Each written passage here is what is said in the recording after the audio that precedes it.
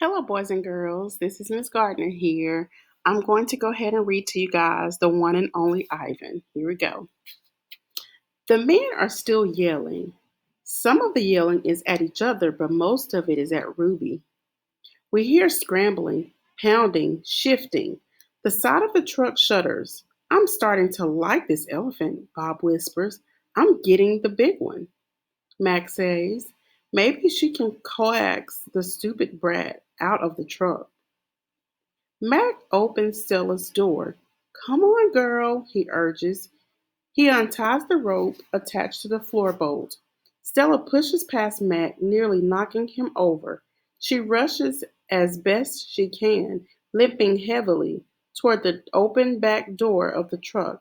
She catches her swollen foot on the edge of the ramp and winces. Blood trickles down. Halfway up the ramp, she pauses. The noise in the truck stops. Ruby falls silent.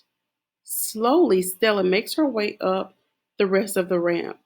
It groans under her weight, and I can tell how much she is hurting by the awkward way she moves. At the top of the incline, she stops. She pokes her trunk into the emptiness. We wait. The tiny gray trunk appears again. Shyly, it reaches out, tasting the air. Stella curls her own trunk around the baby's. They make soft rumbling sounds. We wait some more. A hush falls over the entire Big Top Mall. Thud, thud, step, step, pause, step, step, pause. And there she is, so small she can fit underneath Stella with room to spare. Her skin sags, and she sways unsteadily as she makes her way down the ramp. Not the greatest specimen, Max says, but I got her cheap from the bankrupt circus out west. They had her shipped from Africa, only had her a month before they went bust. He gestures toward Ruby. Thing is, people love babies. Baby elephants, baby gorillas, heck, give me a baby alligator and I could make a killing. Stella ushers Ruby toward her domain. Mac and the two men follow. At Stella's door, Ruby hesitates.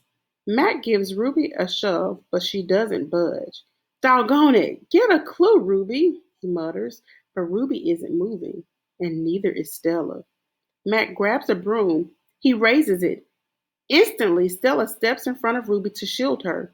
Get in the cage, both of you, Mac shouts. Stella stares at Mac, considering. Gently but firmly uses her trunk. She nudges Ruby into her domain. Only then does Stella enter. Max slams the door shut with a clang. I see two trunks entwined. I hear Stella whispering. Poor kid, says Bob. Welcome to the Exit 8 Big Top Mall and Video Arcade, home of the one and only Ivan.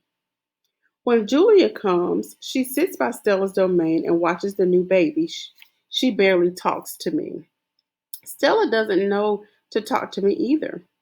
She is too busy nuzzling Ruby. She is cute, little Ruby, with her ears flapping like palm leaves, but I am handsome and strong. Bob trots a circle around my belly before settling down in just the right spot. Get up, Ivan, he says. You're old news. Julia gets out a piece of paper and a pencil. I can see that she is drawing Ruby. I move to the corner of my domain to pout. Bob grumbles. He doesn't like it when I disrupt his nap.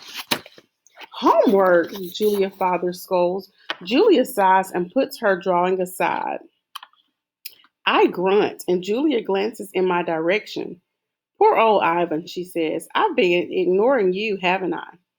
I grunt again, a dignified, indifferent grunt. Julia thinks for a moment, then smiles. She walks over to my domain to the spot in the corner where the glass is broken. She slides paper through. She rolls a pencil across my cement floor. You can draw the baby elephant too, Julia says. I bite the pencil in half with my magnificent teeth. Then I eat some paper. Even after Julie and her father leave, I try to keep sulking, but it's no use. Gorillas are not, by nature, powders. Stella? I call. It's a full moon, did you see? Sometimes when we are lucky, we catch a glimpse of the moon through the skylight in the food court. I did, Stella says. She is whispering, and I realize that Ruby must be asleep. Is Ruby all right? I ask. She's too thin, Ivan, Stella says. Poor baby. She was in that truck for days. Mac brought her from a circus the same way he brought me. But she hadn't been there long. She was born in the wild like us. Will she be okay? I asked. Stella doesn't answer my question. The circus trainers chained her to the floor, Ivan, all 4 feet, 23 hours a day. I puzzle over why this would be a good idea. I always try to give humans the benefit of the doubt. Why would they do that? I finally ask. To break her spirit, Stella says, so she could learn to balance on a pedestal, so she could stand on her hind legs, so a dog could jump on her back while she walked in mindless circles. I hear her tired voice and think of all the tricks Stella has learned. When I awake the next morning, I see a little trunk poking out between the bars of Stella's domain. Hello, a clear voice says. I'm Ruby. She waves her trunk. Hello, I say. I'm Ivan. Are you a monkey? Ruby asks. Certainly not. Bob's ears perk up, although his eyes stayed closed. He's a gorilla, he says, and I'm a dog of uncertain heritage. Why did the dog climb your tummy? Ruby asks. Because it's there, Bob murmurs. Is Stella awake? I ask. And Stella's asleep, Ruby says. Her foot is hurting, I think. Ruby turns her head. Her eyes are like Stella's black and long lashed, bottomless lakes fringed by tall grass. When is breakfast? She asks. Soon, I say. When the mall opens and the workers come.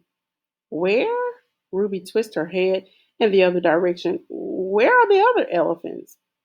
It's just you and Stella, I say, and for some reason I feel we have let her down. Are there more of you? Not, I say, not at the moment. Ruby picks up a piece of hay and considers it. Do you have a mom and dad? Well, I used to. Everyone has parents, Bob explains. It's unavoidable. Before the circus, I used to live with my mom and my aunts and my sisters and my cousins, Ruby said.